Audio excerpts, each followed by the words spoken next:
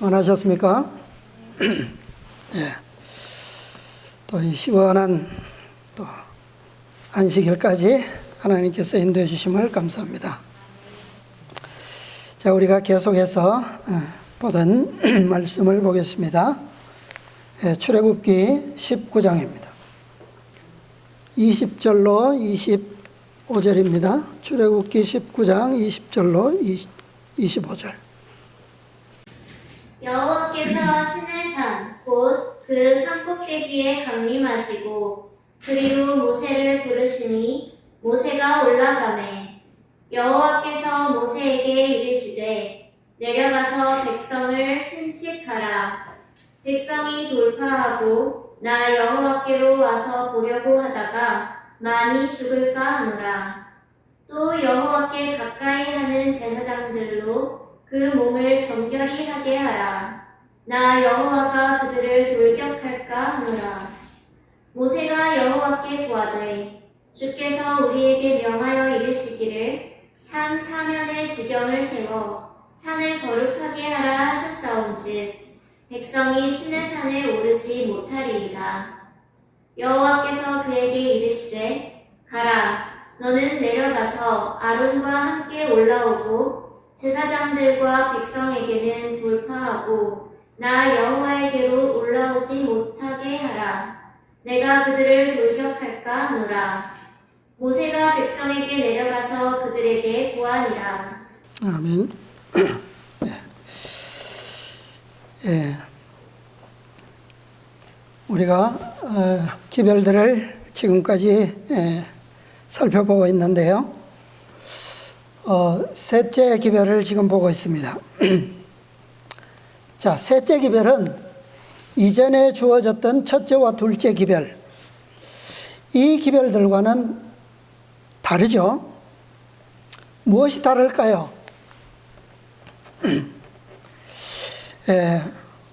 때와 영역부터 다릅니다. 자, 셋째 기별은 애굽 땅에서 유월절을 지키고 그 다음 날 출발해서 몇 안식일을 지나서 여기 왔다고요? 몇 안식일 지났습니까? 7안식일, 7안식일을 지난 다음 날에 이 시내산에서 셋째 기별이 주어졌어요. 셋째 기별은 시간뿐만 아니라 영역에 있어서도 장소에 있어서도 앞에 두 기별과는 차원이 다른 것을 우리가 볼 수가 있습니다. 자, 첫째 기별 유월절이죠. 유월절은 그야말로 생사의 운명을 앞두고 죽음의 기로에 서 있던 밤이었습니다. 이곳이 어디였죠? 애굽이죠, 그죠? 애굽 땅. 이것이 첫째 기별이에요. 자, 둘째 기별은 홍해와 앞에는 바다가 가로막고 있고 뒤에는 애굽 군대가 쫓아오는 그 사이에서 유월절과 마찬가지로 운명의 위기에 처해 있었던 상황에서 주어졌던 기별입니다.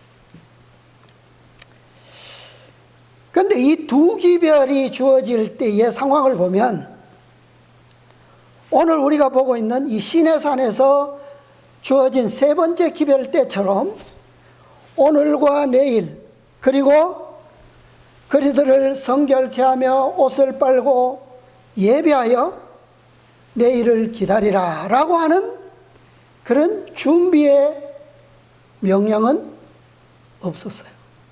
그렇죠? 이런 기별은 주어지지 않았습니다. 그렇다고 해서 오늘과 내일 그들을 성결케 하며 옷을 빨고 예배하라고 하는 것이 셋째 기별의 본론입니까? 그건 아니잖아요. 그렇죠? 그렇다면 첫째와 둘째 기별도 이런 예비가 있을 수 있음에도 불구하고 한 번도 이런 기별로 준비하게 하신 적은 없었습니다. 자, 오늘 우리가 보고 있는 이 셋째 기별이 특별히 앞에 두 기별과 다른 것은, 특별한 것은 백성들에게는 물론이고, 오늘 읽은 말씀에 뭐라고 말씀하셨습니까? 22절에 보니까 또 여호와께 가까이 하는 제사장들로 그 몸을 어떻게 하라? 성결히 하게 하라. 또 뭐라고요? 나 여호와가 그들을 돌격할까 하노라. 두렵죠? 한 번도 이런 엄숙한 경고는 이렇게 주어진 적은 없어요. 근데 여기 보니까 누구요? 여호와께 가까이 하는 제사장들로 그랬는데, 뭐 지금 제사장들이 있어요, 없어요? 시내산에서 아직 율법도 받기 전인데 제사장들이 있습니까, 없습니까? 제사장들이 없지는 않았죠. 우리가 익히 잘 외우고 있는 그런 제사장들과는 다른 제사장들이 있죠. 누굽니까? 누가 제사장이에요, 이때는? 이스라엘의 모든 남자는 제사장들이에요. 그리고 특별히 가문에서 족장은, 장자는 그 첫째가 이 제사장의 상속권을 물려받습니다. 그러니까 이 애굽을 나온 이스라엘 그 큰 백성 가운데 제사장들이 많겠죠? 예. 성인 남자들은 다 제사장의 자격을 가졌거나 또 앞으로 가질 사람들입니다. 그런데 그들을 어떻게 하라고요? 그들로 그 몸을 성결히 하게 하라. 백성들로 다 이미 뭐 했는데, 지난 시간에 보면 오늘과 내일 그들을 성결케 하고 옷을 빨고 제3일을 예비하여 기다리라 라고 하셨음에도 불구하고 특별히 또 제사장들을 언급하고 있어요. 그 다음에 이 셋째 기별이 주어졌던 때와 장소 다르다고 그랬죠. 자, 첫째 기별 6월절은 고센 땅 람셋입니다. 람셋의 뜻은 태양의 도시라는 얘기예요. 태양의 도시에서 아직도 애굽왕 바로의 노예로 살고 있을 때에 주어진 기별이 첫째 기별이에요. 그죠? 둘째 기별도 또한 여전히 어느 땅이었습니까? 둘째 기별이 주어졌던 장소, 홍해 앞이잖아요. 홍해를 건너기 전 여전히 애굽 땅입니다. 여전히 애굽 땅에서 주어졌고, 이스라엘은, 백성들은 여전히 바로의 세력이 미칠 수 있는 영역 안에 머물고 있을 때 두 번째 기별도 주어졌어요. 그런데 지금은 어때요? 지금은 홍해도 건넜고 애굽 땅도 벗어났고 바로의 군사들도 다 죽었고, 이제는 그 상황의 때와 달라져 있습니까? 지금은 누가 이스라엘 백성들을 다스릴 권세가 애굽 사람 중 누구에게 있습니까? 또 그들의 영향력이 미칠 만한 어느 장소에 와 있습니까? 아니죠? 아주 다른 바로 왕도 애굽 사람도 어떤 그 사단의 세력이 미칠 수 없는, 애굽이 상징하고 있는 그 죄의 세력이 미칠 수 없는 그런 장소에 이스라엘 백성들이 와 있다는 거예요. 그래서 셋째 기별은 첫째와 둘째와는 전혀 다른 때, 그리고 다른 장소에서, 애굽 땅도 아니고 그들의 권세가 전혀 미칠 수 없는 그런 곳에서 이 셋째 기별이 주어졌다라고 하는 것이 이 셋째 기별이 다른 기별들과 특별히 구별되는 이유입니다. 자, 이 기별은 왜 이런 곳에서 어떤 민족의 영향력도 권세도 미치지 않는 이런 광야에서 이 세 번째 기별이 특별히 주어졌을까? 이유가 뭘까요?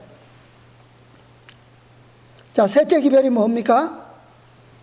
자, 이제 20장 1절부터 셋째 기별이 쭉 선포되었어요. 자, 시내산이죠. 시내산에서 이 기별이 선포되었는데 첫째, 둘째 기별과 그 다음에 여기에 나오는 셋째 기별이 다른 점이 무엇일까요? 출애굽기 20장 1절로 4절. 하나님이 이 모든 말씀으로 일러 가라사대 나는 너를 애굽 땅 종되었던 집에서 인도하여 낸 너의 하나님 여호와로라. 너는 나 외에는 다른 신들을 내게 있게 말지니라. 너를 위하여 새긴 우상을 만들지 말고 또 위로 하늘에 있는 것이나 아래로 땅에 있는 것이나 땅 아래 물속에 있는 것에 아무 형상이든지 만들지 말며. 예, 쭉 십계명이 선포되고 있죠. 자, 20절 한번 보겠습니다. 20절. 모세가 백성에게 이르되 두려워 말라. 하나님이 강림하심은 너희를 시험하고 너희로 경외하여 범죄치 않게 하려 하심이니라. 예. 자, 첫째와 둘째 기별은 애굽 땅에서 애굽의 권세가 미칠 수 있는 곳에서 주어졌다 그랬죠. 그런데 지금 셋째 기별은 2절에 보니까 어떻게 시작하고 있습니까? 나는 너를 어디에서? 애굽 땅 종되었던 집에서 뭐하여 낸? 인도하여 낸 너의 하나님 여호와로라. 이렇게 기별이 시작되고 있어요. 왜 이렇게 시작하셨을까요? 그러시면서 십계명 첫째 계명부터 쭉 선포하고 있습니다. 근데 그것을 마지막에 읽었듯이 20절에 보니까 이렇게 강림하심은 뭐 하려고요? 너희를 시험하고 너희로 경외하여 뭐하지 않게? 범죄치 않게 하려 하심이니라. 이것이 셋째 기별의 목적이에요. 예. 자, 첫째와 둘째 기별은 애굽의 심판이죠. 그죠? 애굽의 심판과 바로의 권세로부터의 구원과 분리를 성취하는 기별입니다. 그죠? 그래서 2절에 말씀한 것처럼 나는 너를 애굽 땅 종되었던 집에서 인도하여 내기 위하여 능력의 기별들을 너희에게 준 하나님이라고 그렇게 말씀하고 있는 겁니다. 그것이 첫째와 둘째 기별이었어요. 그러나 그 애굽의 죄로부터 종살이로부터 인도하여 구별해서 불러내기는 했지만 분리는 이루었지만 무엇은 아직 이루지 못했어요. 그들로 하여금 애굽에서 오랫동안 살면서 조상들 대를 이어서 그들의 품성에 얻은 죄의 속성들, 애굽의 죄의 속성들로부터는 무엇을 얻지 못했어요? 구원을 얻지 못했고 분리를 이루지는 못했어요. 그렇죠? 그 증거가 뭡니까? 그 전가가 홍해를 건넜지만 뭐 했어요?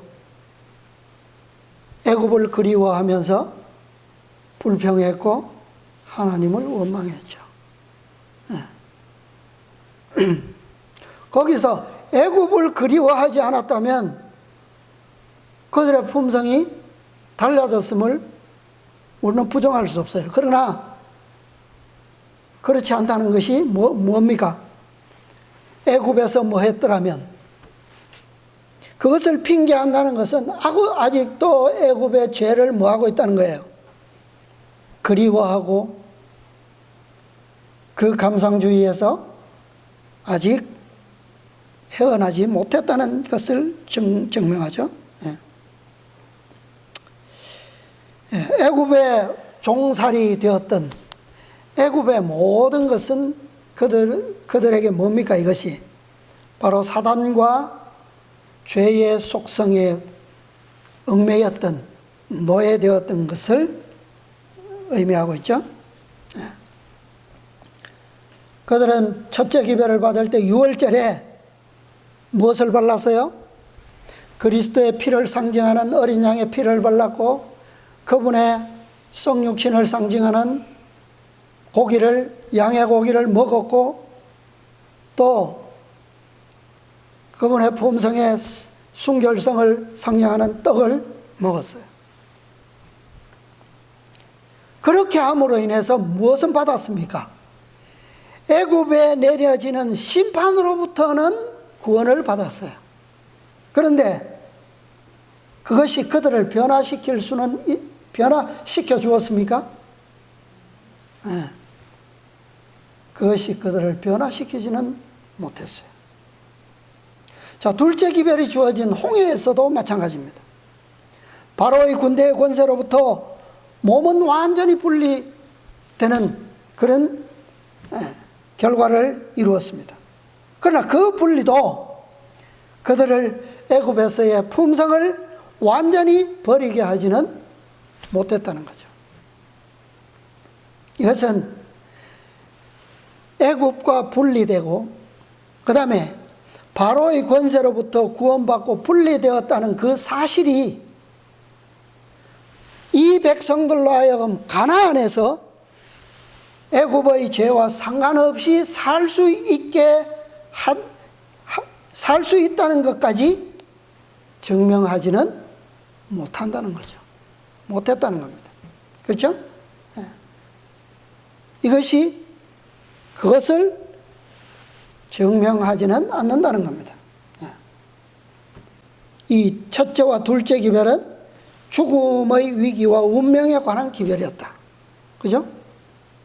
단지 지금 그들이 닥치고 있는 위기의 순간을 벗어나기 위한, 구원 얻기 위한 그런 기별로서 주어진 것이 첫째와 둘째 기별이었어요.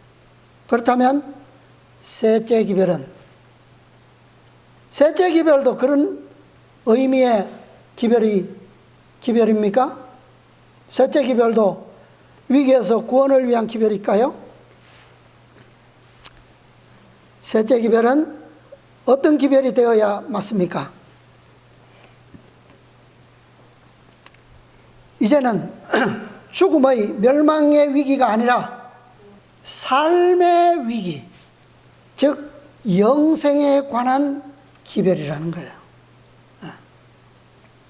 다시 말하면 셋째 기별이 없이는, 셋째 기별이 주는 능력이 없이는 가나안에 들어갈 수도 없고, 들어간다 할지라도 셋째 기별의 능력이 없이는 가나안에서 뭐 할 수도 없다고요?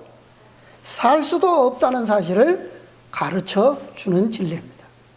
이게 셋째 기별이에요. 애굽에서는 어떤 법으로 살았습니까? 어떤 법 아래 살 수 있었습니까? 바로의 법으로 살았죠. 그죠? 바로가 말하면 그것이 법이에요. 그러나 가나안에서는 누구의 법으로 살아야 합니까? 그렇죠? 이스라엘의 법, 즉 하나님의 법으로 살아야 한다는 사실을 증명하고 있는 거죠. 증거하고 있는 거죠. 자, 바로의 법 아래 살 때와 하나님의 법 아래 살 때의 차이점이 뭡니까? 바로의 법 아래서는 일시적으로는 살 수 있겠죠? 삶을 누릴 수가 있어요. 그러나 결과는 뭐예요? 영원한 멸망이 있을 뿐입니다. 그러나 하나님의 법 아래서는 어때요? 이 땅에서도 생명이 장구할 뿐만 아니라 영원한 삶이 보증되죠. 그 법의 차이예요. 그래서 하나님께서 약속하신 땅, 그 가나안 땅에서는 하나님의 법만이 뭐예요? 생명의 법이에요. 그죠? 그러니까 이 셋째 기별이 없이는 그들이 그곳에서 살 수가 없다는 얘기죠. 신명기서 4장 셋째 기별의 목적을 이렇게 말씀하고 있어요. 신명기 4장 39절 40절 이거 제가 읽어보겠습니다. 킹제임스 번역입니다. 신명기 4장 39, 40절 그러므로 너는 오늘날 이것을 알고 내 마음속에 숙고할지니 주 그분은 위로 하늘에 계시며 아래로 땅 위에 계신 하나님이시며 다른 이는 없느니라. 첫째 계명이에요. 그죠? 40절 그러므로 너는 내가 오늘 네게 명령하는 주의 규례들과 주의 계명들을 지킬지니라. 이는 너와 내 뒤에 올 내 자손이 잘 되어 주 너희 하나님께서 네게 주시는 땅에서 영원히 오래 살게 하려는 것이니라. 이게 목적입니다. 무엇을 주신 목적이라고 이것이? 하나님의 법, 이스라엘의 법으로 정하신 그 법을 주신 하나님의 뜻이라는 거예요. 또 신명기 30장 20절도 보겠습니다. 30장 20절 이는 너로 주 너희 하나님을 사랑하게 하고 뭐하게 하고요? 사랑하게 하고 너로 그분의 음성에 복종하게 하며 또 그분께 밀착하게 하려 함이니 그분은 너의 생명이시요 내 날들의 기한이시니 이는 주께서 내 조상 아브라함과 이삭과 야곱에게 주시기로 맹세하신 그 땅에서 너로 살게 하려 하심이라. 자, 이 셋째 기별의 목적이 뭐라고요? 첫째, 이는 너로 주 너의 하나님을 뭐하게 하고 사랑하게 하고, 두 번째는요 그분의 음성에 뭐하게 하고 복종하게 하며, 세 번째는요 그분께 밀착하게 하려 함이니 그랬어요. 이렇게 함으로 너희를 내가 아브라함과 이삭과 야곱에게 주기로 맹세하신 그 땅 가나안에서 너로 뭐하게? 살게 하려 하심이라. 이 셋째 기별의 목적입니다. 계획이에요. 하나님의 뜻. 그런데 이 중요한 기별도 첫째와 둘째 기별이 없이는 셋째 기별이 성취될 수가 있을까요? 없어요. 없고 셋째 기별이 없이는 첫째와 둘째 기별의 성취가 뭐합니까? 아무런 의미가 없어요. 맞습니까? 이 모든 기별, 세 기별은 다 순서적으로 정확한 때와 장소에서 완전히 성취되어야 하고, 이것은 결국에는 함께 뭐 되어야 합니까? 연합되어야 돼요. 기별이, 세 기별이 하나님의 계획 안에 있고 그분의 뜻이 이 세 뜻이 다 완전히 결속될 때에 뭐가요? 하나님의 경영은 온전히 성취될 수가 있는 겁니다. 선지자호왕 393페이지, 선지자호왕 393쪽에 이런 말씀이 있습니다. 하나님께서는 그들을 애굽인의 종살이에서 구원하셨던 것처럼, 자, 구원을 위한 기별은 몇째 기별이라고요? 구원을 위한 기별 몇째 기별입니까? 첫째와 둘째 기별이에요. 그렇죠? 구원하셨던 것처럼 그들을 약속된 땅에 굳게 세우시고, 약속의 땅에 굳게 세우시는 기별은 몇째 기별이라고요? 셋째 기별입니다. 맞습니까? 셋째 기별이에요. 그들을 세상 열국의 머리가 되게 하시려고 힘있게 일하실 것이었다. 자, 그러면 그들을 세상 열국의 머리가 되게 하시기 위한 기별은 몇째 기별일까요? 예? 마지막 기별이겠죠? 넷째와 다섯째 기별이 아마 이 목적을 두고 주실 것입니다. 이 한 문장 안에 기별의 목적이 다 있어요. 그렇죠? 처음 두 기별은 애굽의 종살이에서 구원하기 위한 기별입니다. 그 다음에 맨 가운데 기별이 제일 중요하죠? 그 기별의 목적은 뭐라고요? 그들을 약속된 땅에서 뭐 한다고요? 굳게 세우시기 위한 기별입니다. 그 다음에 세우실 뿐만 아니라 그들로 하여금 열국 중에서 머리가 되게 하시려는 기별은요, 마지막 두 기별이 그렇게 만드실 거예요. 이렇게 하시기 위해서 힘있게 일하실 것이었다. 누가요? 누가? 하나님께서. 자, 오늘 아까 안실학교 시간에도 말씀하셨어요. 실물교원에 301페이지였나요? 하나님께서 대책이 없이는 뭐 하시지 않는다고요? 그분께서 이루실 대책을 세우지 아니하시고는 결코 요구하시지 않는다. 당신께서 이루실 대책이 있는 것만을 우리에게 뭐 하신다고요? 요구하신다고요. 그죠? 여기도 기별을 주셨던 이유와 목적, 뜻, 그것이 다 어디에 있다고요? 그분의 계획 속에 있고, 이것은 누가 성취하실 것이다? 그분께서 친히 이루실 뜻 안에 있기 때문에 이것을 우리에게 뭐 하신 거예요? 이스라엘 백성들에게 주신 겁니다. 자, 이 말씀에서 우리는 단 한 부분도 빠져서는 빼서는 안 됩니다. 그렇죠? 하나님의 경륜은 어느 시대에든지 완벽합니다. 그렇죠? 결함이 없는 완전이에요.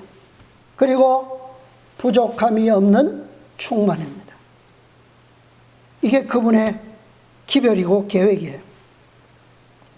지금 가장 중요한 것은 이 모든 경륜의 기별의 중심에 몇째 기별이 있다고요? 오늘 우리가 보고 있는 셋째 기별이 있다는 거예요. 자, 이제 현대 기별을 좀 보겠습니다. 1844년 당시에 현대 기별이 주어졌습니다. 자, 이 현대 기별에서도 보면 첫째와 둘째와 셋째 기별은 그 영역에 있어서 구별됩니까? 되지 않습니까? 구별되어야 할까요? 되지 않아도 될까요? 네. 뚜렷이 구별되어야 되겠죠? 네. 선지자가 본 계시에서 보면 성소의 첫째 칸은 문이 1844년에 어떻게 되고요? 첫째 칸의 문은 닫히고 둘째 칸이 열린 것을 누가 보았습니까? 선지자가 보았어요. 그렇죠? 그런데 선지자가 본 계시에 의하면 셋째 기별은 어느 칸에서 나왔습니까? 어느 칸에서요? 문이 닫힌 칸에서 기별이 왔습니까? 열린 칸에서 왔습니까? 셋째 기별은 열려진 둘째 칸에서 나가는 것을 보았어요. 초기문집 254쪽입니다. 초기 254페이지. 예수께서 성소의 봉사를 끝내시고 지성소에 들어가셔서 하나님의 율법이 들어있는 법궤 앞에 서 계실 때 세 번째 기별을 가진 힘센 천사를 세상에 보내셨다. 자, 세 번째 기별은 어디에서 보내졌다고요? 율법이 들어있는 법궤 앞에 서 계실 때 지성소에서 보내어 세상에 보내셨다 그랬어요. 그리고 이 셋째 기별을 가진 힘센 천사가 세상에 보내진 이때로부터 백성들은 지금까지와는 다른 시험에 들어간 것입니다. 이제는 이 백성들에게 주어진 시험이 심판의 위기에서 구원을 이루는 혹은 이루지 못하는 그런 시험이 아니고 무슨 시험요? 생명과 삶에 관한 시험으로 이르러 왔다라고 하는 겁니다. 자, 다시 초기문집으로 돌아갔어요. 42쪽입니다. 초기문집 42쪽. 나는 하나님의 계명과 닫힌 문과 관련된 예수 그리스도의 증거는 분리될 수 있다 없다? 분리될 수 없는 것이며 하나님의 계명의 중요성이 밝히 드러나고 하나님의 백성들이 안식일 진리로 인해 시험을 받을 때는 십계명이 들어있는 법궤가 있는 하늘 지성소 문이 뭐해 있을 때? 열려져 있을 때임을 보았다. 그러니까 셋째 기별은 무엇과 직접적으로 관련이 있다고요? 하나님의 계명과 관련되어 있다는 겁니다. 그죠? 그 기별, 모든 기별들의 중심에 셋째 기별이 있고 그 셋째 기별은 율법과 관련되어 있으며 그 율법과 관련된 시험의 가장 중심에 무엇이 있어요?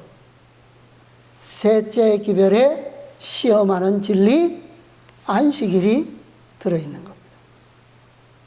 그렇죠? 그 다음에 다음 문단에 나는 예수께서 성소에서의 중보사업을 마치시고 둘째 휘장 안으로 들어가신 이후에 비로소 현재와 같은 안식일에 관한 시험이 올 수 있음을 보았다. 자, 여기에 언급하고 있는 현재와 같은 안식일에 관한 시험, 이 말씀을 기록하신 때가 언제냐 하면 1844 49년 3월 24일 안식일 계십니다.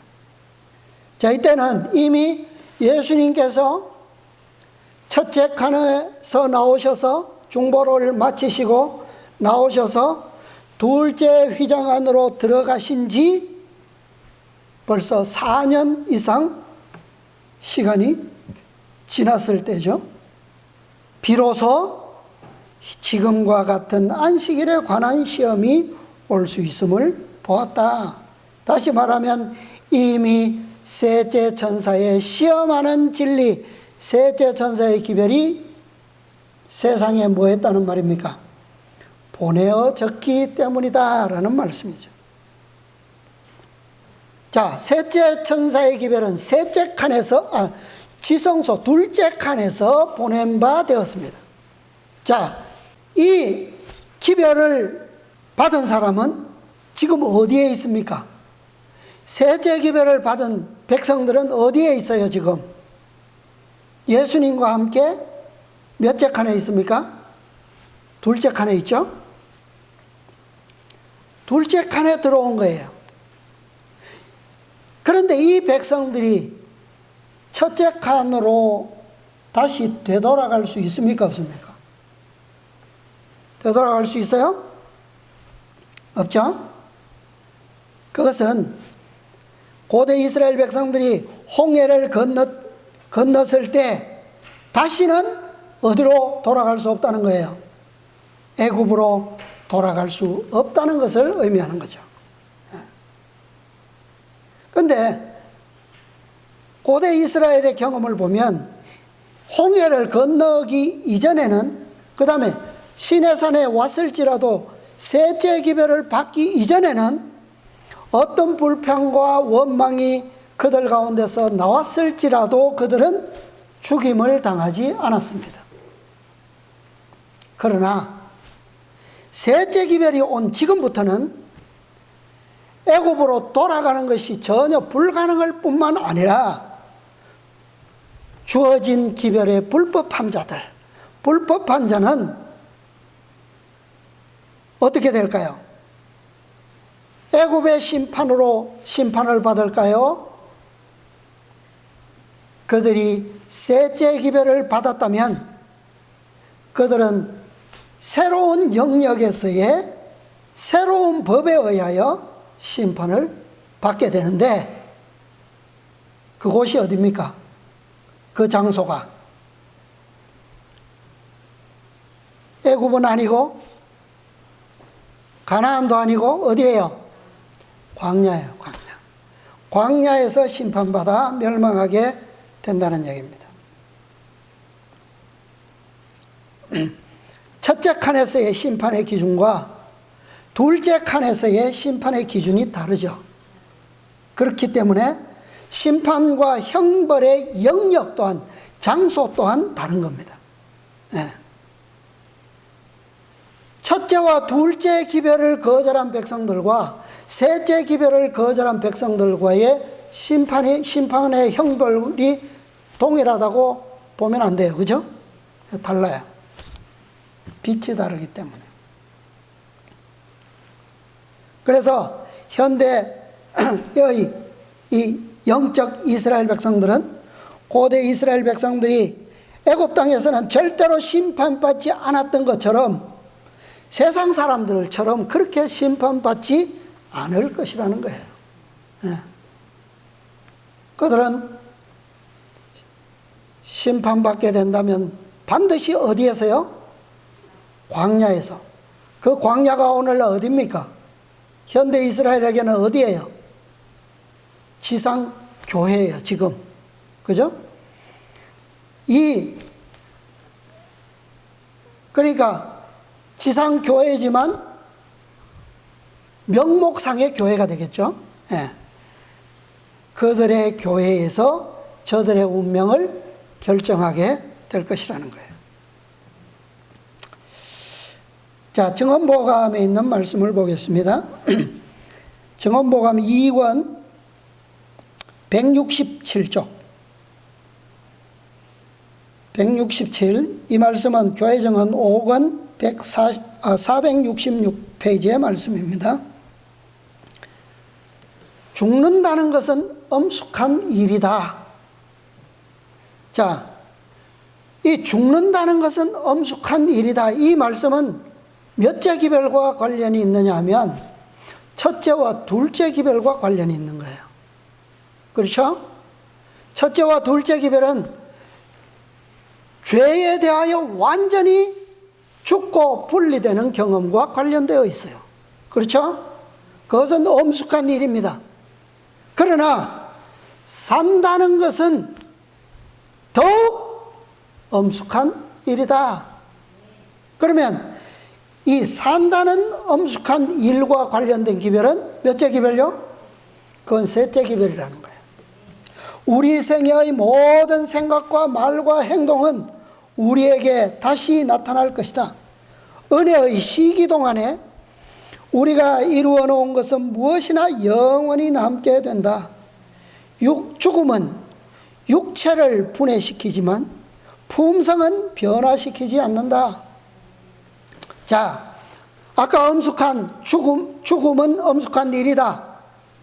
애굽에서의 심판이에요.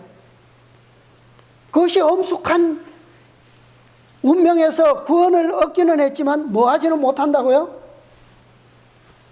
그 심판은 육체를 살리고 분해시키는 둘 중에 한 가지는 할 수 있지만 뭐는 못한다고요?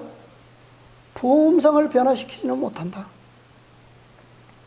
그리스도의 재림은 우리의 품성을 변화시키지 않는다.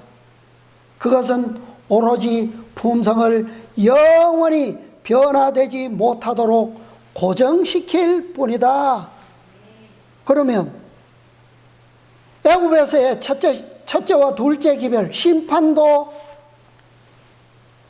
죽음만을 관장할 수 있고 예수님의 재림도 마찬가지로 뭐예요? 죽음과 운명과 관련된 심판이에요. 그러면 살게 하는 운명의 기별은 품성을 변화되게 하는 그 기별은 어떤 기별이라고요? 그것이 바로 시내산에서 선포된 셋째 기별만이 그 역할을 할 수 있다는 거예요. 셋째 기별은 품성으로 운명을 결정하는 기별입니다. 이 기별은 바로 오순절 날에 그리스도의 품성을 소유한 제자들에게 강림하심으로 그분의 인을 치신 것과 같은 기별이요 경험이다라고 하는 겁니다. 그렇죠? 오순절 이전에는 제자들이 예수님께서 승천하실 때까지도 제자들의 품성은 어땠습니까? 구원은 받았지만 소망은 가졌지만 아직 무엇은 불완전해요? 그리스도처럼 온전한 그리스도인이 되지는 못했잖아요. 그죠? 그러나 이제 오순절이 가까이 올 때에 그들은 비로소 그리스도와 같은 사랑으로 뭐 했고? 사랑으로 변화되고 또 그분의 말씀에 뭐 하게 되고 복종하게 되고 그 다음에요 그분과 밀착한 연합을 이루게 되었을 때 뭐가 왔습니까? 어떤 경험이 왔어요? 성령의 인으로 그들의 품성을 인치는 그런 오순절의 경험이 그들에게 이른 것입니다. 네. 자, 부조와 선지자의 말씀 보겠습니다. 부조와 선지자 467부터 468쪽의 말씀인데요. 여기에 시내산에서의 계명의 선포의 말씀이 기록된 부분입니다. 자, 결론적인 문단을 보겠습니다. 이러한 진리들을 모든 사람의 마음에 더 깊이 새기도록 하기 위하여 위대한 지도자 모세는 그것들을 거룩한 시가로 구체적으로 표현하였다. 자, 이것은 아마 신명기에서 제 두 번째로 모세가 죽기 직전에 율법을 반복해서 선포했던 그때 역사예요. 표현하였다. 이 노래는 역사적일 뿐만 아니라 예언적이었다. 이것은 과거에 하나님께서 당신의 백성을 기이하신 방법으로 인도하신 것을 자세히 말할 뿐 아니라 또한 장래의 대사건, 즉 그리스도께서 능력과 영광으로 재림하실 때에 충실한 자들의 최후의 승리를 예표하였다. 이 재림하실 때에 충실한 자들의 최후의 승리, 그들에게는 무엇이 있습니까? 그들에게 세상 모든 사람들이 가지고 있지 않은 무엇이 있어요? 그들에게만 있는 독특한 뭐예요? 예수님께서 재림하실 때 하나님의 백성들이 14만 4천인들이 그들만이 가지고 있는 뭐가 있어요? 살아계신 하나님의 인. 그 살아계신 하나님의 인, 그것이 몇째 기별이죠? 그게 몇째 기별이에요? 그것이 셋째 기별이에요. 자, 한 문단 건너서 468쪽 마지막 문단입니다. 후일에 그들의 자손들이 우리 하나님 여호와의 명하신 증거와 말씀과 규례와 법도가 무슨 뜻이냐고 물을 때에 부모들은 하나님께서 그들을 인도하신 은혜로운 역사를 반복하여 말하고 여호와께서 어떻게 그들을 구원하사 그들로 당신의 율법을 뭐하게? 지키게 하셨는지를 말해야 했다. 첫째와 둘째 기별을 말할 뿐만 아니라 반복하여 말하고 또 무엇도요? 어떻게 그들로 하여금 당신의 율법을 지키게 하셨는지 셋째 기별로 이루셨는지를 말해야 했다. 여호와께서 우리에게 이 모든 규례를 지키라 명하셨으니 이는 우리로 우리 하나님 여호와를 경외하여 항상 복을 누리게 하기 위하심이며 또 여호와께서 우리로 오늘날과 같이 뭐하게? 생활하게 하려 하심이라. 예. 가나안의 터를 어떻게 세우시고? 굳게 세우시고 그 다음에요 그들로 열국의 머리가 되시게 하기 위해서 그분께서 어떻게 이 백성에게 역사하셨는지를 하심이라. 우리가 그 명하신 대로 이 모든 명령을 우리 하나님 여호와 앞에서 삼가 지키면 그것이 곧 우리의 뭐라고요? 의로움이니라 고 그들에게 선포해야 하였다. 자, 여기에서는 고대 이스라엘의 백성 경험에서는 다 뭐예요? 하나님의 명령을 뭐하면? 지키면. 그런데 그것을 누가 이루시고 성취하셨습니까? 예수님께서 오셔서 다 이루시고 성취하셨어요.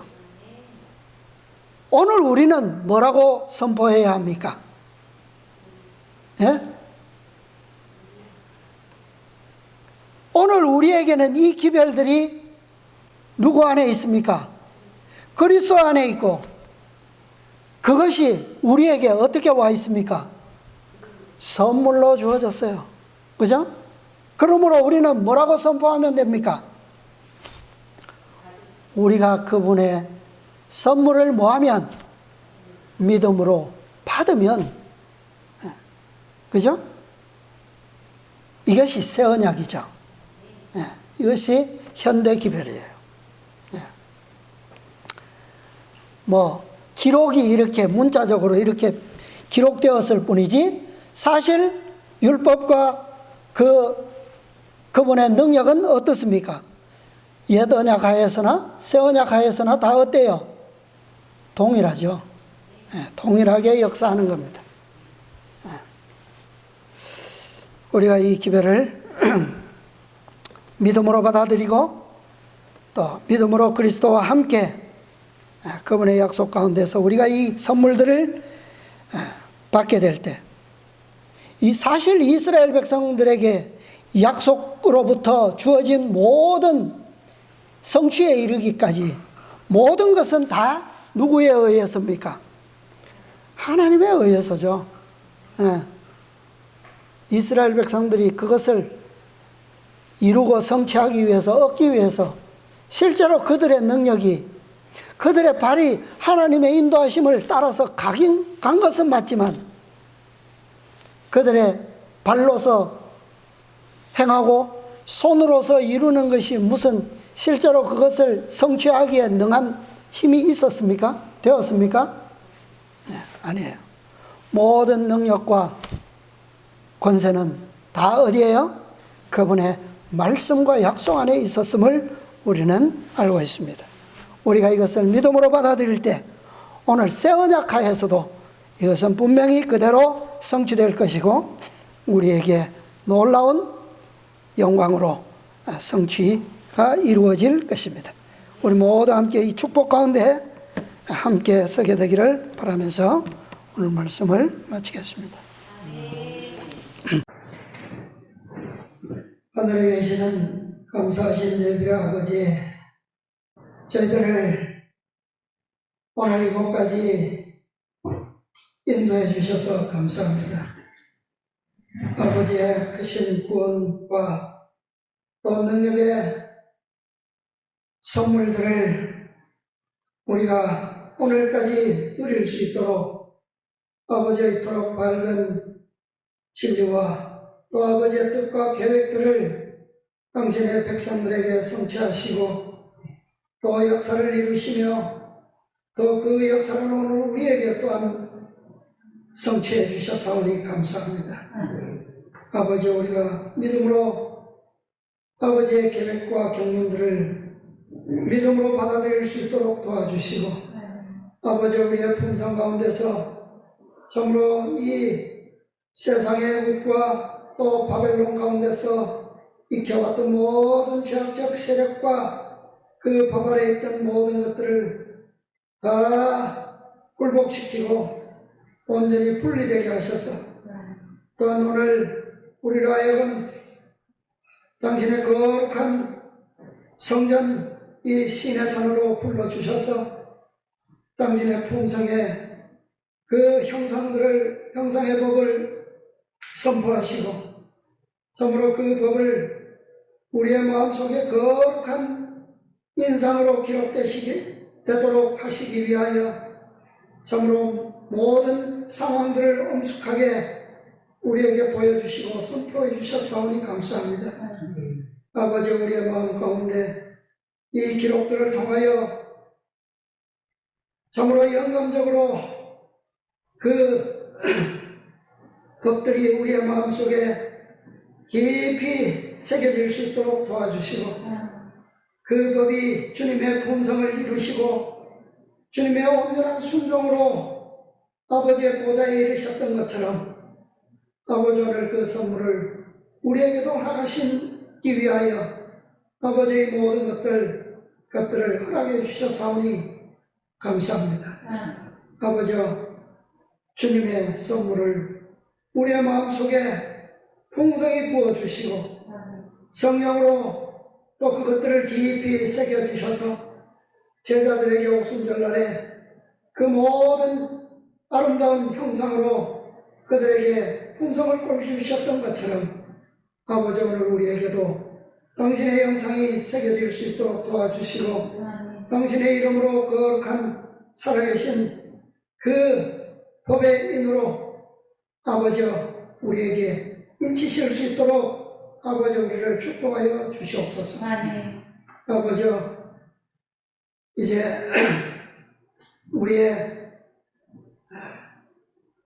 우리를 영원한 심판과 또 죽음으로 우리를 엄숙하게 했던 그 모든 이루시는 구원이 주님께서 다 성취하시고 우리를 위하여 행하셨사오니 아버지 이제는 우리로 하늘의 영원한 쉼터 그 하늘 가나안에서 영원한 복락을 누리며 살 수 있는 그러한 아름다운 품성이 우리 가운데 이루어질 수 있도록 아버지 인도하여 주시옵소서.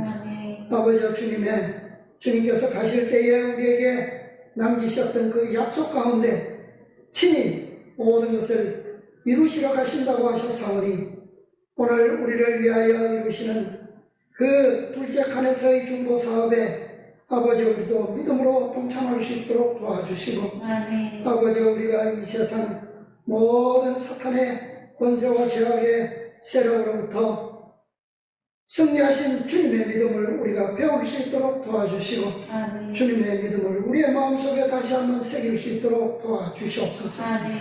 그리하여 주님께서 이루신 구원이 우리의 마음과 우리의 품성과 우리의 온 육체 가운데 온전히 인침받을 수 있도록 도와주시옵소서. 아버지여 우리 사랑하는 모든 가족들이 축복 가운데 이 짧은 은혜의 시간 그들을 위해 남겨주셨사오니 아버지 우리가 주님과 함께 협력하는 것처럼 그들과 함께 또한 협력할 수 있도록 우리의 믿음을 도와주시옵소서. 우리의 사랑하는 모든 가족들과 또 진리를 사랑하고 진리를 찾는 주님의 성도들 그들을 향하여 우리의 믿음과 마음이 함께 모아질 수 있도록 도와주시옵소서. 이제 이 얼마 남지 않은 때에 정말로 이 세상에 사탄의 세력을 깨뜨릴 수 있는 그 무한한 능력이 이 교회에 부어질 수 있기를 원하오니 아버지와 마지막 오순절의 경험이 이 적은 우리에게 성취될 수 있도록 아버지 오늘 우리 속인 우리 모두에게 주님의 뜻이 그 마음속에 새겨지고 이루어질 수 있도록 인도하시고 축복해 주시옵소서. 함께 참여하지 못한 사랑하는 가족들도 있사오니 그들도 이 역사 가운데 참여할 수 있는 믿음을 허락하여 주시옵소서. 다 같은 진리 안에서 먹고 마실 수 있도록 은혜 중에 지키시고 함께 인도하여 주시옵소서. 이날에 남은 모든 거룩한 시간도 주님께 의탁드리고 감사드리오며 우리 구주 예수님의 이름으로 기도드리옵나이다. 아멘.